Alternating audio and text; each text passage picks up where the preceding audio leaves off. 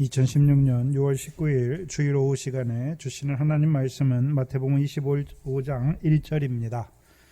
마태복음 25장 1절 한 절입니다. 이 시간 우리 각자에게 하시는 하나님의 말씀으로 함께 받겠습니다. 그때의 천국은 마치 등을 들고 신랑을 맞으러 나간 열 처녀와 같다 하리니. 아멘.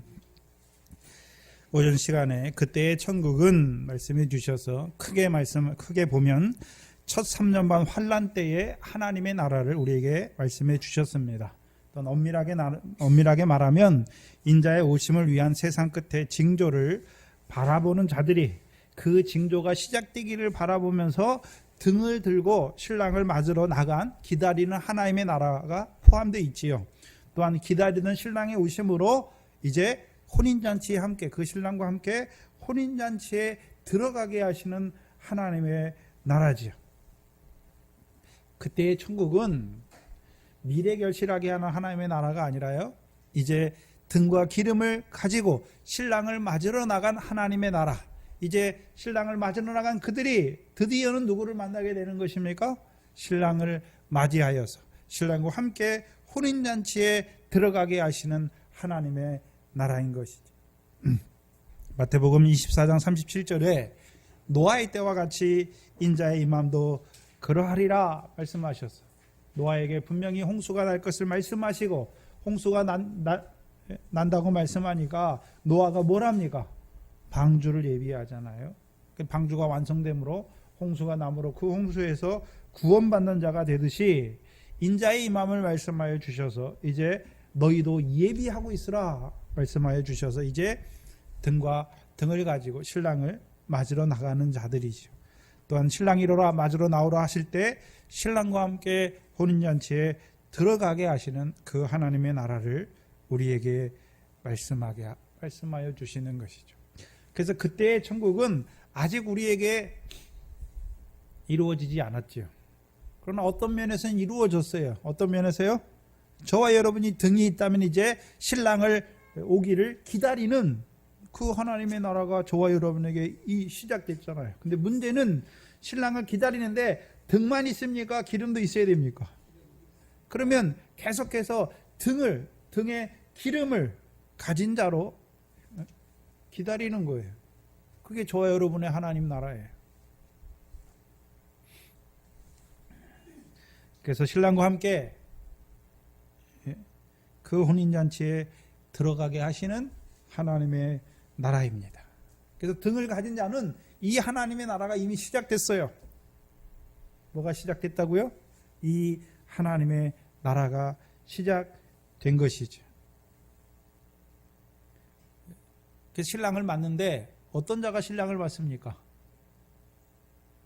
이 공통점이 있어요. 누가 신랑을 맞이하러 나갑니까? 뭐가 있는 자가요? 등이 있어야 돼. 등이 없으면 신랑이 오는지도 몰라요. 등이 있으니까 이제 신랑이 오는구나. 신랑이 오는구나. 맞으러 나가는 것이죠. 그럼 등은 무엇에 대해서 말씀하는가? 성경 요한복음 5장 35절에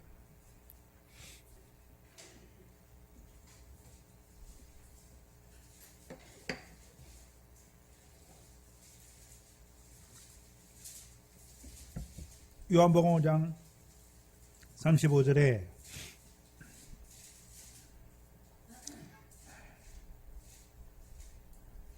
요한은 켜서 비추이는 등불이라 너희가 일시 그 빛에 즐거이 있기를 원하였거니와. 세례 요한을 뭐라고 말씀합니까? 등불이라. 등불이라잖아요. 그럼 세례 요한이 등이다. 뭘 비춰주는 등입니까? 요한복음 1장에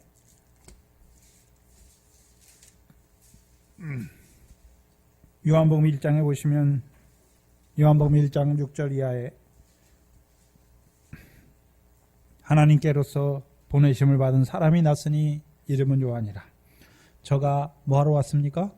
증거하러 왔어요. 뭐에 대해 증거합니까? 빛에 대해서 증거하는 목적이 무엇입니까? 모든 사람으로 자기를 인하여 뭐 하게 하려고요? 믿게 하려고. 뭐를 믿게 하는 등입니까? 그러면 빛이죠. 무슨 빛입니까? 요한복음 1장의 생명의 빛이잖아요.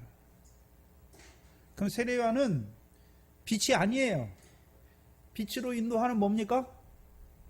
등불이잖아요. 그래서 어둠에 있는 자들에게 그 등을 통해서, 자기를 통해서, 증거된 말씀을 통해서 누구에게 인도합니까? 생명의 빛에 인도하는 거잖아요. 세례요한의 세 가지 있잖아요. 세 가지. 세례요한이 하는 일이 뭡니까? 물세례. 두 번째요, 광야에 외치는 자의 소리. 그 다음에요, 성령 세례 주시는 분을 증거하잖아요. 그럼 세례요한의 말씀을 통해서 물세례 받은 자들, 곧 예수에 관한 도에 대해서 안 자들은 누구에게 갑니까? 물세례 받죠. 예수가 믿어지는 거죠. 그럼 예수가 믿어진 그들에게, 광야에 나온 그들에게, 애굽에서 나온 그들에게 광야에서 외쳐주는 거죠. 뭐라고요? 모든 육체는 풀이다. 그 모든 영광은 풀의 꽃과 같다. 외쳐주어서요, 이제 육신의, 예수 믿어서 육신의 그 무엇을 따라 사는 것이 아니라 누구를 기다립니까? 성령 세례 주시는 그리스도를, 그리스도께 인도하는 등불이에요. 그게 등불이에요.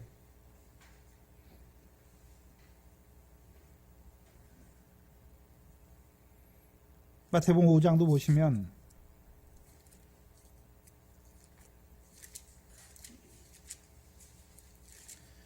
마태복음 5장 13절에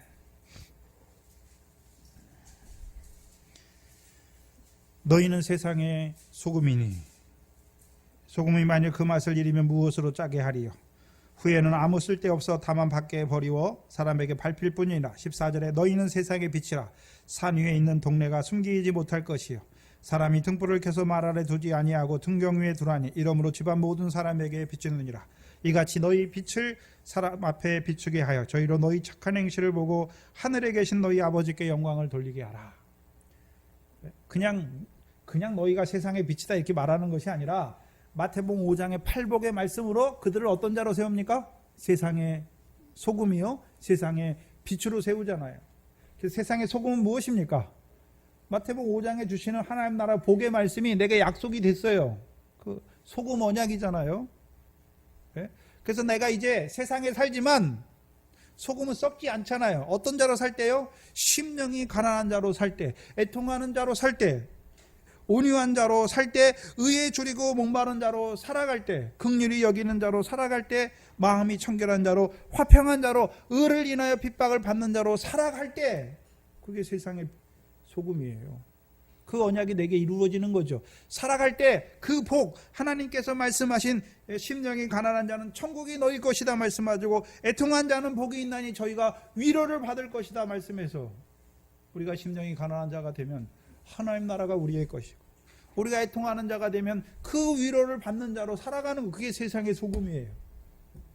근데 문제는 세상의 소금, 그 복을 누리는 자로 살아가는 그들을 하나님이 뭐로 세웁니까? 빛으로 세워요. 세상의 빛으로. 네? 근데 빛을 15절에서는 뭐라고 말합니까? 등불이다 라고 말하는 거예요. 등불. 네? 그럼 등불을 켜서, 하나님이 등불을 켜서 어디에 둡니까? 말 아래 두는 것이 아니라 등경 위에 두잖아요. 그 등불이 등경 위에 올라가는 것이 아니라 세상의 소금으로 살아갈 때, 그 언약 가운데 살아갈 때 그를 하나님이 어디에 세웁니까? 등경 위에 등불로 세워서 집안 모든 사람에게 비추게 하시죠. 어떻게 해요? 너희 착한 행실을 사람들에게 비추어, 너희 빛을 사람 앞에 비추어 너희 착한 행실로 하나님께 영광을 돌리게 하는 자죠.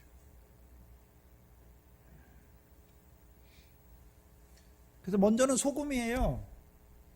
그 하나님 나라의 복으로 살아가게 하시고 살아가는 자들을 이제 그 복을 증거하는 등불로 세우는 거예요. 빛으로 세우는 거예요. 근데 그게 참 빛이 아니잖아요. 그 복이 자기 게 아니잖아요. 주신 거잖아요. 줬으니까 자기도 뭐합니까? 거저 주는 것이죠. 여러분이 받았잖아요. 그럼 여러분이 해야 되는 일이 무엇입니까? 거저 받았으니 거저 주는 것이죠.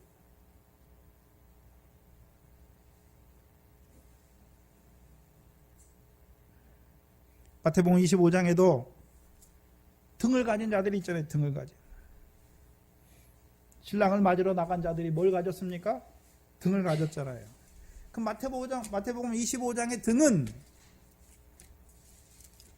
베드로후서 1장이죠.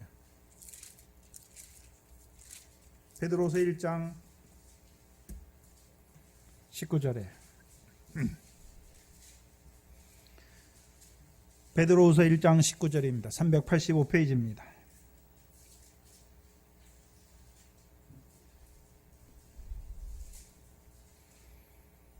같이 읽습니다. 또 우리에게 더 확실한 예언이 있어 어두운 데 비추는 등불과 같으니 날이 새어 샛별이 너희 마음에 떠오르기까지 너희가 이것을 주의하는 것이 가아니라. 우리에게 뭐가 있습니까? 확실한 예언이잖아요. 그럼 예언이 우리에게 뭡니까? 등불과 같잖아요. 그게 등불이에요. 그럼 무슨 예언입니까? 16절에 우리 주 예수 그리스도의 능력과 강림하심을 너희에게 알게 한 거. 그렇죠? 사도 베드로가 하는 일이 무엇이었습니까? 주의 능력에 대해서 알게 하시는 것이고, 두 번째는요, 주의 능력만 알게 했습니까? 주의 강림하심을 알게 했습니까? 주의 강림이잖아요. 인자가 다시 오심을 알게 하는 거잖아요. 그럼 능력은 뭐고 강림은 무엇입니까? 베드로후서에서 능력은 무엇입니까? 네? 그리스도의 우리 주 예수 그리스도의 능력이 무엇입니까? 우리를 어떤 자로 세웁니까? 신의 성품에 참여하는 자로 세우잖아요. 그래서요, 우리 주 예수 그리스도의 나라에 넉넉히 들어가게 하시잖아요. 그게 능력이에요. 저와 여러분이 신의 성품에 참여하는 것이 아니라 예수 그리스도의 능력으로 말미암아 우리를요, 신의 성품에 참여하는 자로 세우시는 것이죠. 그럼 세우기만 하십니까? 이제 인자의 오심, 주의 강림을 바라보는 자로 세우는 것이 예언의 말씀입니까? 그게 등이에요. 그게 등.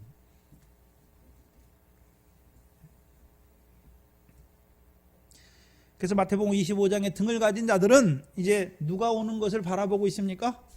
주의 강림, 인자가 다시 오심을 바라보는 자들이잖아요. 그럼 이들은 마태복음 25장의 1절에 그때의 천국은 마치 등을 가지고 신랑을 맞으러 나간 열처녀와 같잖아요. 그럼 그들이 어떻게 이 등을 가지게 됐습니까? 네? 어떻게 신랑의 인자가 다시 오실 것이란 그 예언의 말씀을 어떻게 들었냐 하는 것이죠. 어떻게 들었습니까?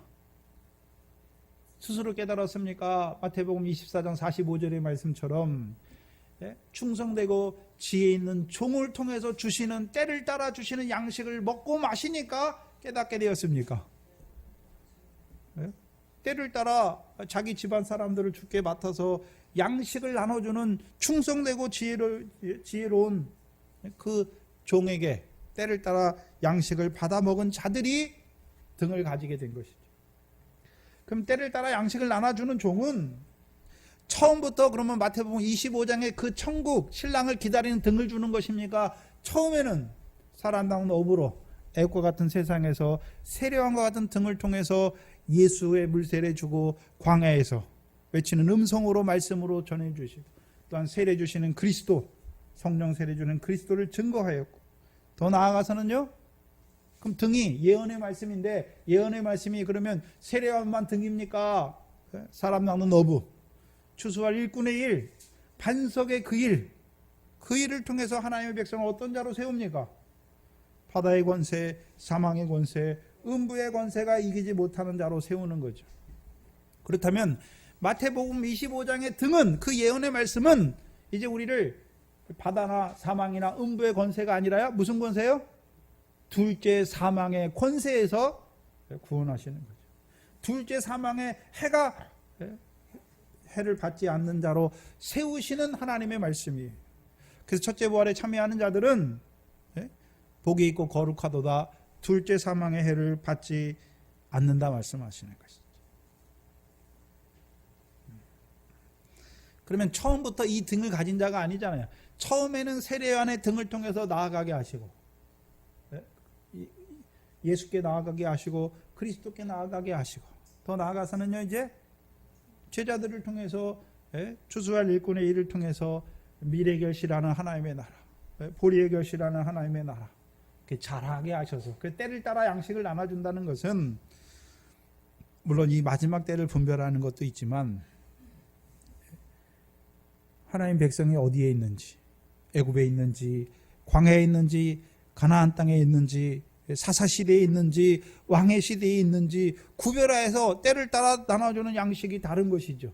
그래서 그 양식을 때마다 먹여서 자라게 하시는 거예요. 어디까지요? 인자의 오심을 위한 세상 끝의 징조에 관한 말씀을 깨닫는 자리까지 자라게 하시는 거예요.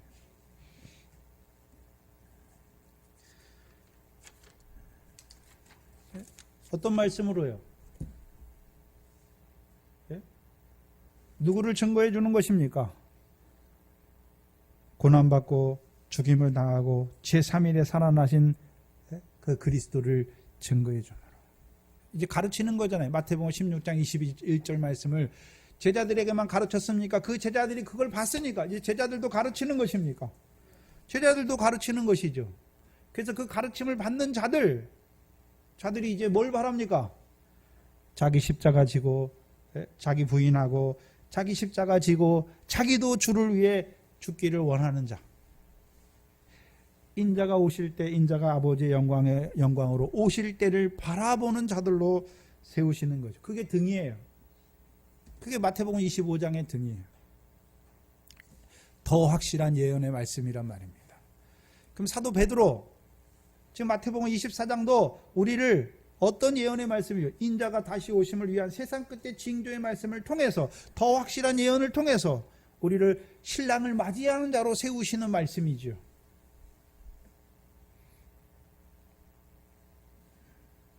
그 등이 있어야 누구를 맞는 자가 되는 것입니까? 신랑. 이 등이 없으면 신랑이 오는지 언제 오는지도 몰라요. 네? 자, 바리새인, 서기관 등이 있습니까? 없습니까? 없어요. 그러니까 예수를 알지 못해요. 그리스도를 알지 못해요. 그래서 인자를 거역하고 성령 주시는 성령을 회방하는 자들이 되는 것이죠. 이 등이 있어야 신랑을 맞으러 나가는 거예요.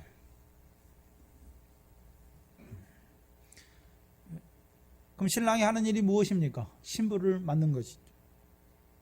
그래서 성경에서 말하는 신랑은 몇 가지로 말해요, 우리에게. 성경에서 말하는 신랑. 마태복음 25장의 신랑과 요한복음 3장의 신랑은 달라요. 요한복음 3장을 보시면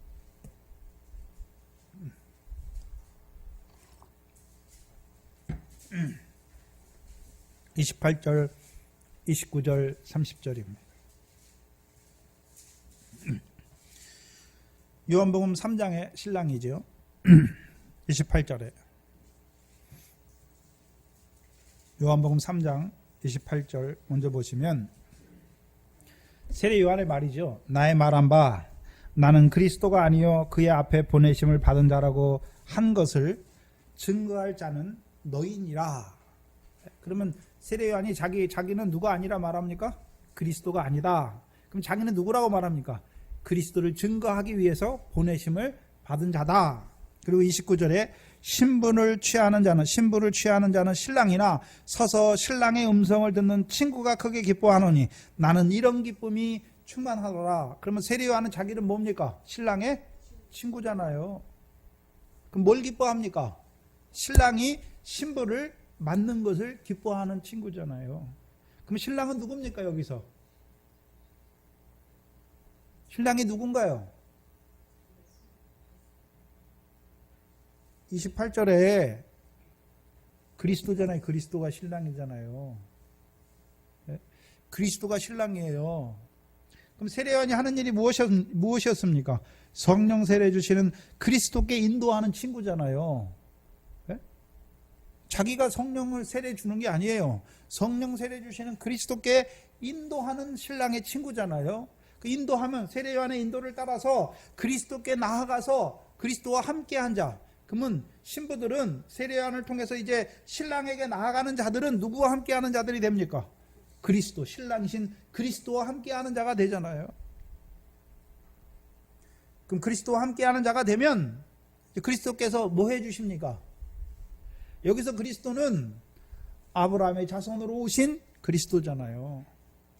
그럼 그리스도께서 자기와 함께한 자들에게 뭘 주십니까? 세 가지잖아요. 성령으로 세례 주시잖아요.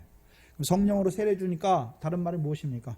성령을 따라 나게 하셔서 이삭과 같이 성령을 따라 난 하나님 나라 백성으로 살리시는 거예요. 첫 번째. 두 번째는 뭡니까 이제? 그러면 성령 세례만 주셨습니까? 이제 권능으로 함께 하십니까? 권능으로 함께 하시잖아요. 권능이 뭡니까? 귀신을 쫓아내고 모든 병과 모든 연약한 것을 고치는 권능이잖아요. 그러면 우리가 성령 세례 받아서 이제 뭘 바라봤나요? 하늘의 아버지 하나님께서 갚으시는 상을 바라봤지만 우리는 여전히 머리카락 하나라도 희거나 검게 할 수 없어서 그 상과 영광에 합당한 자로 살기보다는 오히려 형제를 미워하고 판단하고 간음을 범하고 거짓 맹세함으로 어떤 자입니까? 그 상과 영광에는 하나라도 합당치 못한 자잖아요. 그렇게 살지 못하니까 그게 뭡니까? 죄잖아요, 죄. 그 죄가 계속되면 어떻게 됩니까? 경고에서 병에 들어요. 죄로 말미암아 병이 들잖아요. 그럼 주께서 하시는 일이 무엇입니까? 우리의 모든 병과 우리가 하늘의 거 바라봤지만 그렇게 살지 못함으로 죄에 떨어지고 또 병들는 우리의 모든 병과 모든 연약한 것을 고치시는 그리스도가 우리와 함께 하시잖아요. 권능으로 함께 하시는 거예요. 그럼 권능으로만 함께 하십니까? 이제 비유의 말씀으로 함께 하셔서 이제 우리를 어떤 자로 세웁니까? 세상 염려, 재리욕이 끊어지는 자로. 더럽고 쇠하고 더럽고 썩어지고 쇠하는 것을 끊는 자로 세워주시는 아브라함의 자손으로 오신 그리스도와 함께한 자로 세우시는 것이죠. 근데 세례요한은 어디까지입니까? 성령 세례 주시는 그리스도를 증거하는 거예요. 제자들은 권능도 받았고 비유의 말씀도 받았잖아요. 세례요한한테는 안 줬어요. 세례요한한테는 물세례만 줬잖아요. 근데 제자들에게 뭘 주십니까? 권능을 주셨잖아요. 죄사함의 권능, 예수님만 사하는 것이 아니라 그 제자들도 죄사함의 권능을 행하잖아요. 또요, 비유의 말씀을 깨닫게 하여 주셨잖아요. 제자들도. 그래서 제자들을요, 추수할 일꾼으로 세우신 것이죠. 그러면 세례 요한을 통해서는요, 성령 세례 주시는 그리스도와 함께한 자로 세우는 것이고, 제자들을 통해서는요, 권능으로 함께 하시는 그리스도와 함께하는 자로, 추수할 일꾼, 비유의 말씀으로 함께 하시는 그리스도와 함께하는 자로 세워주셔서 이제 그리스도와 함께할 뿐만 아니라 그리스도와 함께 밀과 보리의 결실을 모으는 자로 세우시는 거죠. 그게 신랑과 함께하는 거예요.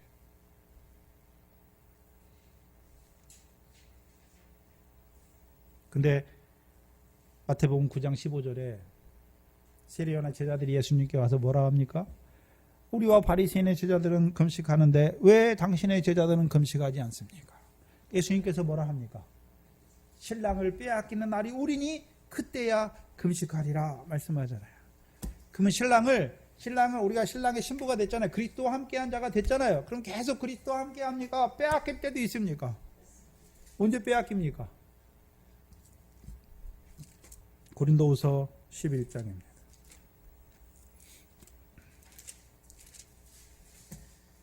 고린도후서 11장 2절, 3절, 4절입니다.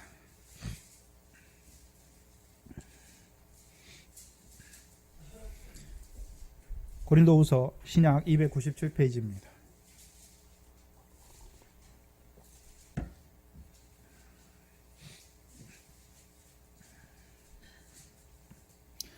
내가 하나님의 열심으로 너희를 위하여 열심을 내노니 내가 너희를 정결한 처녀로 한 남편인 그리스도께 드리려고 중매함이라. 근데 이상한 것은 고린도 교회는 어떤 교회입니까? 이미 그리스도의 은혜로 부르심 받았잖아요. 근데 왜 이 사도 바울이 왜 또 그들을 그리스도께 다시 정결한 처녀로 그리스도께 왜 다시 중매하려 합니까? 네? 왜 중매하려 하나요? 그리스도 안에서 어린아이잖아요. 어린아이. 고린도 교회는. 그러니까 육체를 따라 행하잖아요. 3절에 보시면 뱀이 그 관계로 이와를 미혹한 같이 너희 마음이 그리스도를 향하는 진실함과 깨끗함에서 떠나 부패할까 두려워하노라. 그럼 고린도 교회에 무슨 역사가 있습니까? 진실함과 깨끗함에서 떠나 부패하게 하는 역사가 있잖아요. 그러니까 사도 바울이 하는 일이 무엇입니까? 그게 염려가 돼서 다시금 진실함과 깨끗함으로 그리스도와 함께하는 자로 세우는 거예요. 이미 그리스도와 함께하는 자인데 그리스도 안에서 육체가 된 어린아이로 살아가니까 늘 뭐가 있습니까? 더러워요. 부정하단 말이죠. 그들을 다시 깨끗하게 해서 그리스도께 다시 접붙이게 주는 것이죠. 4절에 보시면 만일 누가 가서 우리의 전파하지 아니한 다른 예수를 전파하거나 혹 너희의 받지 아니한 다른 영을 받게 하거나 혹 너희의 받지 아니한 다른 복음을 받게 할 때 너희가 잘 용납하는구나. 그럼 그리스도와 함께하는 자였는데 언제 뺏기는 자가 되었습니까? 다른 복음, 다른 예수, 다른 영을 증거할 때 그들이 어떻게 했습니까? 잘 그것을 어떻게 버립니까? 용납해 버리잖아요. 그때가 언제입니까? 빼앗기는 거예요. 빼앗기는 거. 빼앗긴 거예요.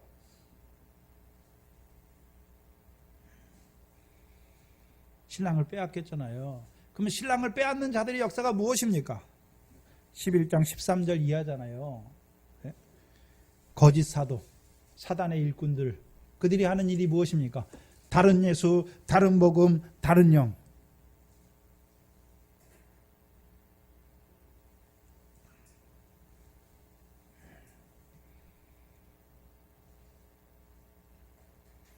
그래서 갈라디아 교인들 어떻습니까? 성령으로 시작했잖아요. 근데요, 육체를 따라 행하고 있잖아요.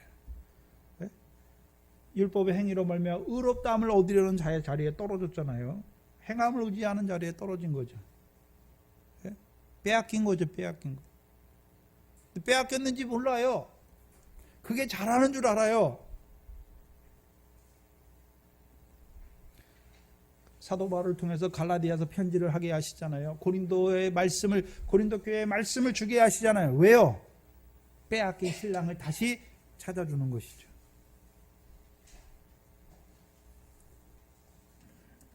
그러면 저와 여러분이 세례요한을 통해서 신랑을 맞이한 자가 됐어요. 그리스도와 함께한 자가 됐어요. 근데 언제 빼앗깁니까? 여러분이 병들 때, 죄로 말미암아 병들 때가 어떤 때입니까?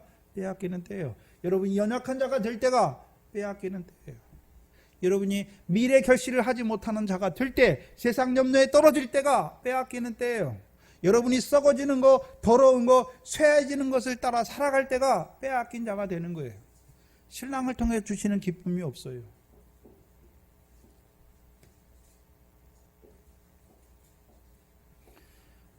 근데 문제는 내가 신랑과 함께 하는지, 어떤 신랑과 함께 하는지, 그 신랑을 통해서 내게 이루어주는 것이 무엇인지도 알지 못하고 살아가는 것이죠.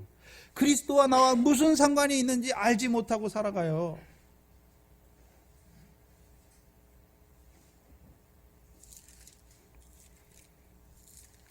그럼 두 번째 신랑이에요.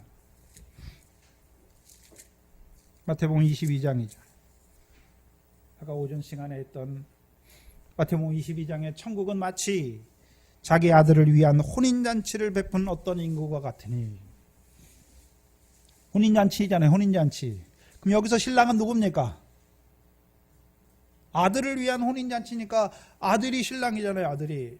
혼인잔치. 그럼 여기 신랑이 누굽니까? 아들이잖아요. 어떤 아들입니까? 다윗의 자손으로 오신 아들이잖아요. 다윗의 자손으로 오신 그리스도. 그럼 이 혼인잔치를 통해서 오찬을 먹게 하시잖아요. 그럼 오찬을 먹은 자들은 이제 무엇을 바라보는 자가 되는 거예요? 하나님의 나라를 유업으로 얻는 열매를 맺는 자로 세우시는 잔치잖아요. 그래서 우리를 마태복음은 아브라함과 다윗의 아들로 오신 예수 그리스도. 그래서 아브라함의 아들로 오신 예수 그리스도께서 하시는 일이 무엇입니까? 성령을 따라나게 할 뿐만 아니라 권능으로 함께해 주시고 비유의 말씀으로 함께해 주셔서 그리스도와 함께한 자로, 그리스도와 함께 모으는 자로, 밀과 보리의 결실을 모으는 자로 세우시는 그 혼인잔치. 그런데 마태복음 22장은요 다윗의 아들로 오신 그리스도와 함께한 혼인잔치. 그럼 그리스도와 함께하면 어떻게 되나요? 우리의 모든 불법과 죄를 가리워 주시죠. 그럴 뿐만 아니라 그렇게 그리스도와 함께하는 거예요. 어떻게 가리워 주십니까? 새 언약의 첫 번째 돌판을 통해서 내가 너희를 사랑한 것 같이.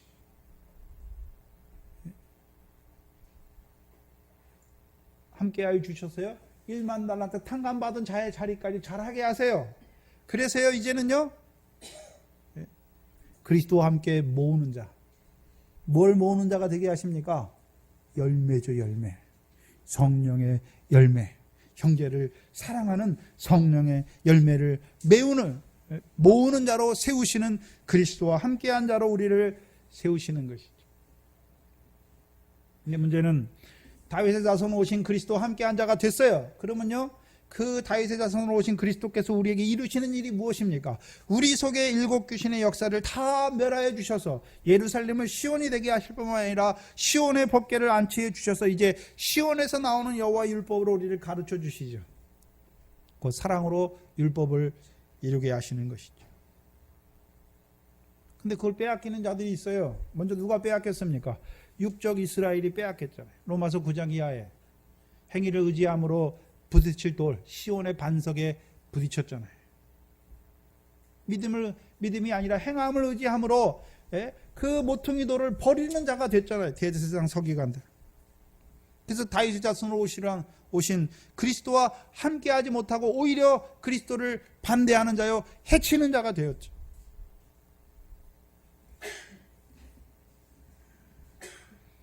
또한 저와 여러분도 다윗의 자손으로 오신 그리스도와 함께한 자로 우리를 세웠어요. 예. 어떻게 하십니까? 우리의 불법을 사하시고 우리의 죄를 가리우시죠. 예. 근데 사함받지 못한 자로 살아가요. 불법 가운데 죄 가운데 살아가요. 그럼 다윗의 자손으로 오신 자들의 죄가 무엇입니까? 우리 속에 더러운 귀신의 역사, 그것을 따라 살아가는 거예요. 또 불법이잖아요. 불법. 블레셋 족속. 불법이에요. 불법. 외식함으로 거짓말하는 자들.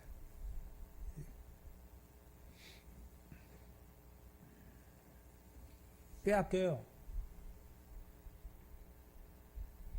그럼 그리스도와 함께하는 자가 될 때는요, 다윗이 왕이 되니까 이스라엘 백성에게 의와 공도를 베풀어 주잖아요. 어떤 의입니까?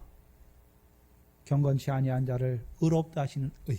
불법과 죄를 사하여 주시고 가리워 주심으로 말미암아 의롭다 하시는 의. 그 안에서 자라게 하셔서 이제 형제를 사랑하는, 죄된 형제를 사랑하는 자들로 세우시는 다윗의 자손으로 오신 그리스도예요. 그러면 여러분이 다윗의 자손으로 오신 그 그리스도 신랑과 함께하고 있습니까? 함께하고 있나요? 함께하고 있으면 오늘도 우리의 불법이 무엇인지, 우리의 죄가 무엇인지 늘 가지고 죄가 더한 것에 은혜가 넘치게 하시네요. 율법의 저주에서 속량하신 그리스도의 십자가 아래서 살아가는 거예요.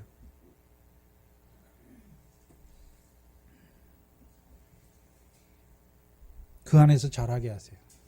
주의 멍에를 메고 주께 배우게 하세요. 언제까지 배우게 하십니까? 1만 달란트 탕감받은 자라는 걸 알게 하실 때까지.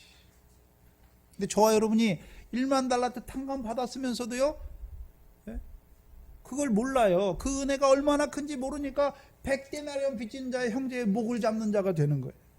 그게 잃어버린 자예요. 빼앗기는 자예요. 신랑을.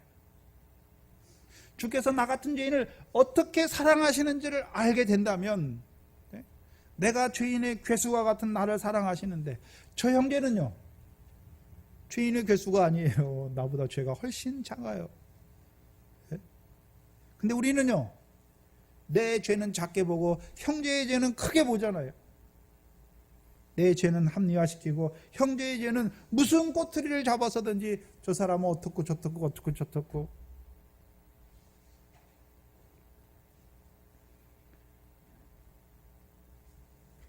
내 생각으로 형제를 바라보잖아. 내 생각.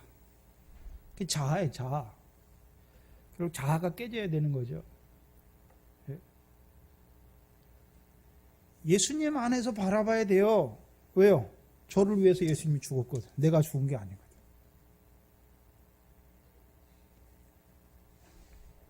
근데 우리가 형제를 바라볼 때, 불쌍히 여기고 죄를 범한 형제를 바라볼 때 불쌍히 여기고 긍휼히 여기지 못하고 오히려 원망이 나고 불평이 나고 짜증이 나면요, 잃어버린 거예요. 빼앗긴 거예요. 빼앗긴 거.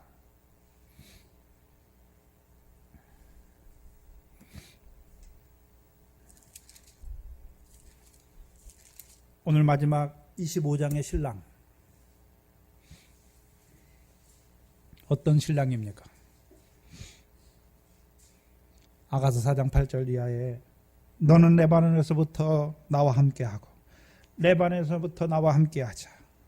어디로 올라가십니까? 사자굴과 표범의 언덕에 있는 그 헐몬산으로 우리를 데리고 올라가시는 신랑이에요. 그러면 양을 사자굴로 표범의 언덕으로 보내면 어떻게 합니까? 당연히 죽이죠. 죽는 자리에, 순교하는 자리에 순교케 하셔서 그 공중 혼인잔치에 들어가게 하시는 그 신랑이죠. 예수 믿으면 뭐 좋은 일이 있을 것 같습니까? 여러분이 믿음이 잘하면 더 뭐 세상에서 잘 되고 그럴 것 같습니까? 아니에요. 예수를 가장 잘 믿었던 사도들 보세요. 예수 믿는 것 때문에 더 환난받고 핍박받고 결국은 죽는 자가 돼요. 믿음을 따라 살지 않았으면 안 죽어도 돼요. 그냥 세상 사람들처럼 세상 즐기다가 세상의 거 그거 추구하다 그렇게 살면 되는데 제자들 사도들 어떻습니까? 믿음이 좋으니까 다 맨날 받는 게 핍박이고 맨날 받는 게 환난이잖아요. 근데 그 환난과 핍박이 무엇을 이루시는 환난과 핍박인 줄 알았잖아요. 그와 함께 영광을 얻기 위해 그와 함께 고난도 받아야 될 것을 말씀하신 주께서 의를 인하여 핍박을 받는 자는 하늘에서 너희 상이 크니 기뻐하고 즐거워하라 하는 말씀을 통해서 그들의 삶이 그 말씀에 그 복을 이루는 삶이 되었고 또한 그들이 이제 주를 위하여 죽는 자가 되었다. 그래서 저와 여러분이 바라보는 신랑, 어떤 신랑을 바라봅니까? 아직 그 신랑이 안 왔잖아요. 그럼 그 신랑을 기다려야죠. 근데 신랑은 똑같아요. 그리스도의 다 그리스도, 예수 그리스도인데 아브라함의 자손으로 오신 예수 그리스도. 그러면 아브라함의 자손으로 오신 예수 그리스도 이루시는 것 안에 있는 자가 신부고, 다윗의 자손으로 오신 예수 그리스도께서 이루시는 역사 안에 있는 게 신부고, 이제 마지막 신랑으로 오시는, 마지막 공중 혼인잔치 순교케 하시는 그 신랑으로 오시는 그 신랑을 기다리는 자가 신부예요. 문제는 기다린다고 다 만납니까?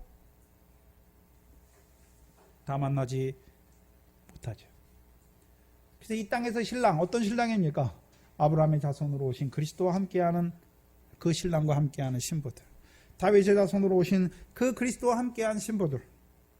이제 마지막은요, 다시 오시는 신랑이에요. 다시 오시는 신랑. 다시 오시는 신랑을 기다려요. 다시 오시는 주님을 기다린다 말이죠. 근데 다시 오시는데, 주께서 다시 오시는데, 다시 오시는 주님이 믿음에 따라 달라요. 요한복음 11장에 막달라 마리아, 마르다죠. 마르다는 무슨 부활을 바라봅니까? 마지막 부활이잖아요. 이 마지막에 주께서 오시면 마지막 부활하게 하시는 거잖아요. 그럼 마태복음 25장의 신랑은 마지막 부활입니까? 첫째 부활하게 하는 신랑입니까? 첫째 부활하게 하는 신랑이에요. 그래서 마태복음 17장에서는 엿새 후에 그 따로 높은 산을 보여주시고, 마가복음 9장 28절은요, 누가복음 9장 28절이죠. 누가복음 9장 28절을 보시면,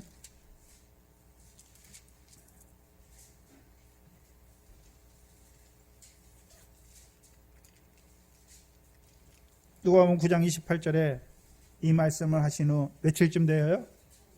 8일쯤 돼요. 엿새 후를 말할 때에는 창세기 첫째 날로부터 엿새 후예요. 엿새 후에는 며칠이 시작됩니까? 일곱째 날 안식이 시작되는 것이고 천년왕국이 시작되는 거예요.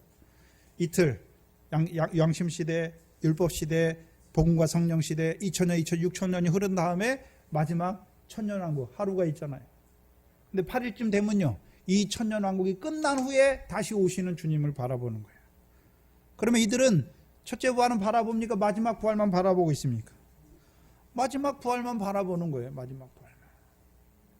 그들은 등이 없는 자예요. 등이 없어요. 이 마태복음 25장에 등이 없어요. 마태복음 25장에 등이 있는 자들은 어떤 신랑이요? 첫째 부활의 영광에 들어가게 하시는 그 신랑을 기다리는 자들이 기다리는.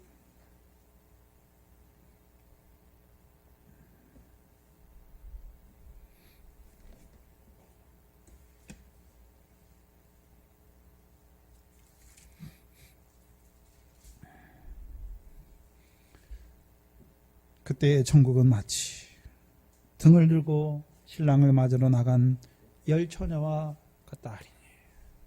이제 주의 오심과 세상 끝의 징조를 깨닫는 자들, 참 감람나무의 가지가 된 자들은 뭐를 가졌습니까? 이제 등을 가졌어요. 주께서 오시기를 기다리잖아요. 마지막 부활, 그 부활을 바라보는 것이 아니라 우리를 첫째 부활하게 하시는 그 신랑을 기다리는 자가 됐어요. 저와 여러분이. 그게 저와 여러분에게 주신 등이에요. 그럼 그 등을 가졌으니까 등 가진 자들에게 바로바로 신랑이 옵니까? 예? 더디 오십니까? 그럼 이제 저와 여러분이 이제 이 천국, 등을 가지고 신랑을 맞으러 나간 그 천국의 삶을 살아가는 거예요. 신랑을 기다리는 그 하나님 나라의 삶을 살아가는 거예요. 근데 문제는요, 미련한 5처녀가 있고 슬기로운 5처녀가 있는 것이죠. 다시 오실, 우리를 첫째 부활의 영광에 들어가게 다시 오실 그 신랑을 기다리는 자 중에서도 미련한 자가 있고 슬기로운 자가 있는 것을 보여주시는 것이죠.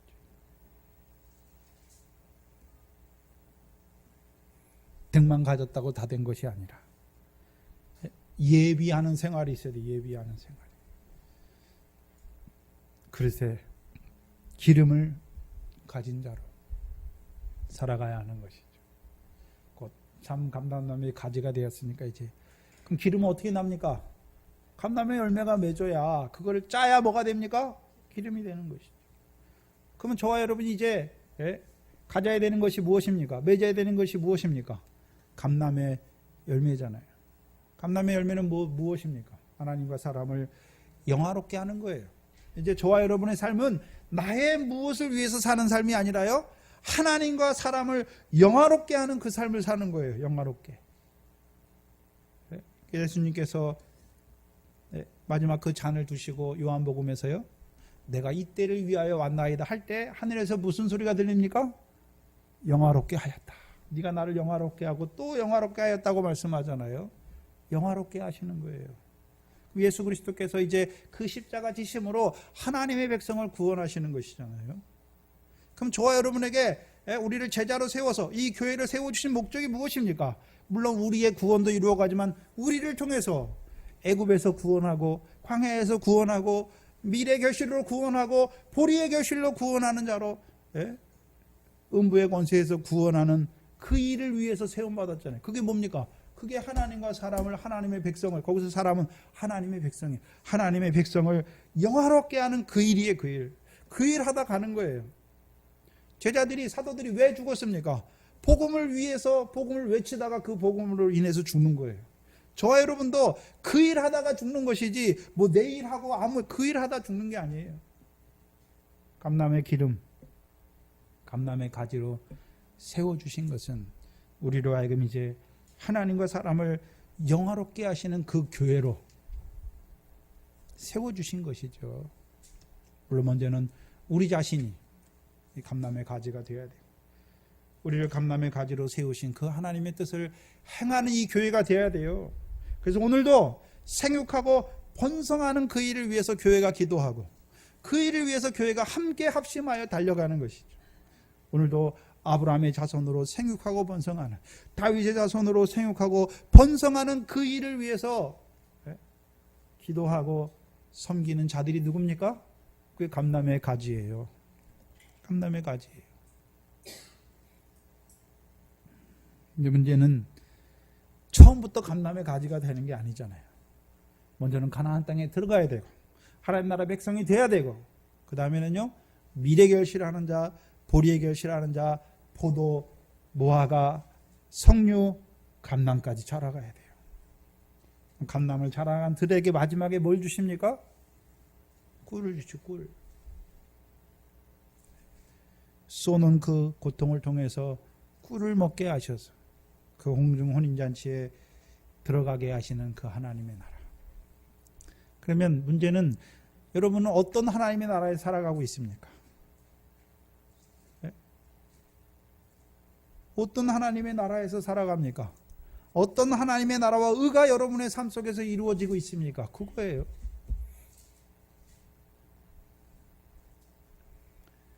미래 결실하는 하나님의 나라입니까? 바라보세요. 보리의 결실을.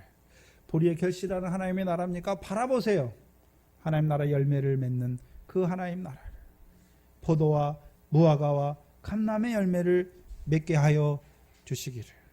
그럼 감람의 열매를 맺는 자들은 밭이 다 있어요. 미래 결실도 하고 보리의 결실도 하고 포도와 무화과와 다 있는 거예요.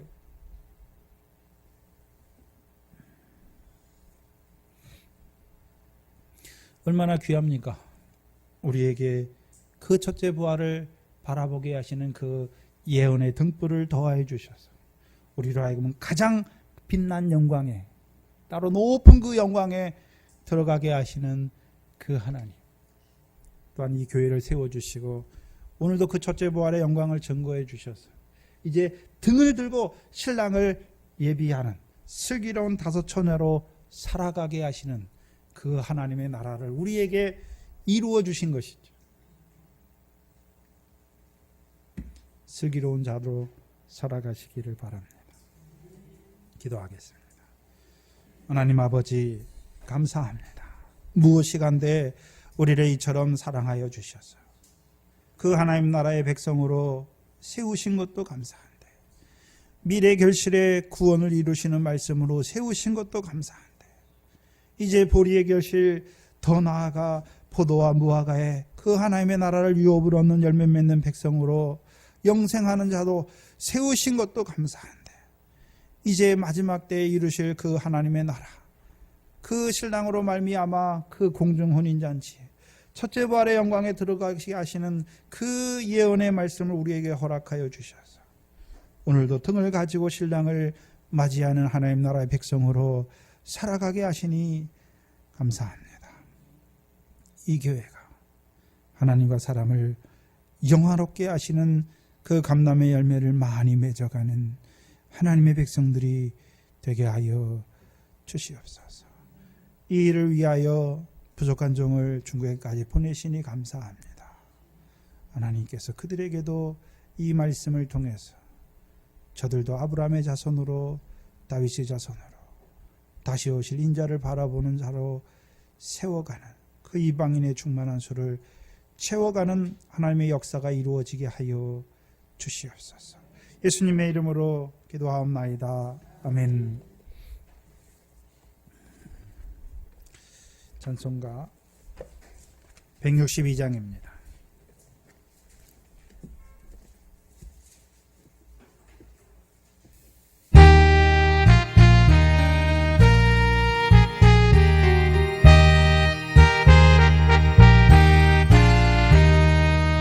신랑 대신 예수께서 다시 오실 때 등을 들고 나갈 준비돼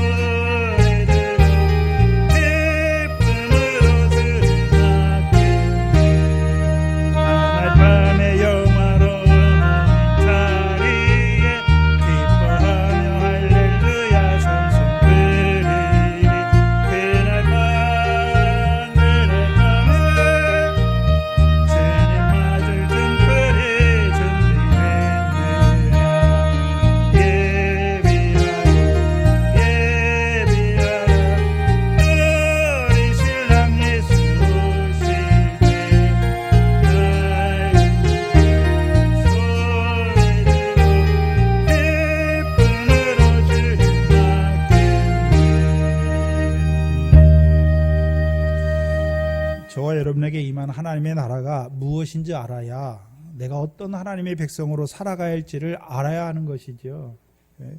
하나님의 나라 백성인데 자기가 해야 될 일이, 그 하나님 나라 일이 무엇인 줄 알지 못해요. 여러분 어른이 다 돼가지고 어린아이의 일을 하면 됩니까? 안 됩니까? 안 되잖아요. 어른이면 어른의 일, 자기 하나님께서 세우신 그 자리에서 자기에게 맡기신 일을 해야 되는 것이죠. 오늘 하나님께서 나를 어떤 하나님의 나라에 세우셨나, 어떠한 의를 이루시기를 바라나, 그럼 나를 세우신 그 자리에서 그 하나님의 나라를 이루기를 소망하여, 이루는데 내가 이루는 것이 아니라 나는 하지 못하니까 성령을 충만히 주시기를 사모하는 것이고, 또한 이제 그보다 더 영광스러운 그 하나님의 나라를 계속해서 보여주셨으니까 사모하고 자라가야 하는 것이죠. 그것을 위해서 기도하시고 그 일을 위해서 이 교회가 나아가도록 기도하시기 바랍니다. 주기도문으로 예배를 마치겠습니다. 하늘에 계신 우리 아버지여, 이름이 거룩히 여김을 받으시오며 나라의 임하옵시며 뜻이 하늘에서 이룬 것 같이 땅에서도 이루어지이다. 오늘날 우리에게 일용할 양식을 주옵시고 우리가 우리에게 죄 지은 자를 사하여 준 것 같이 우리 죄를 사하여 주옵시고 우리를 시험에 들게 하지 마옵시며 다만 악에서 구하옵소서. 나라와 권세와 영광이 아버지께 영원히 있사옵나이다. 아멘.